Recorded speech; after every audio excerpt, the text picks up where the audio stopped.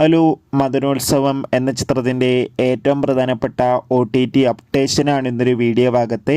വീഡിയോയിലേക്ക് മുൻപേ video like ചെയ്യുക, ചാനൽ സബ്സ്ക്രൈബ് ചെയ്യാൻ വേണ്ടി ശ്രമിക്കുക. സുരാജ്, ബാബു ആൻ്റണി എന്നൊക്കെ പ്രധാന കഥാപാത്രങ്ങളായ ചിത്രമായിരുന്നു മദനോത്സവം. ചിത്രത്തിനൊരു ആവറേജ് അഭിപ്രായം സ്വന്തമാക്കാൻ വേണ്ടി സാധിച്ചിട്ടുണ്ടായിരുന്നു. എല്ലാ സിനിമാ പ്രേമികളും ഒരേപോലെയായിരുന്നു ചിത്രത്തിൻ്റെ OTT റിലീസിനായി കാത്തിരിക്കുന്നുണ്ടായിരുന്നത്.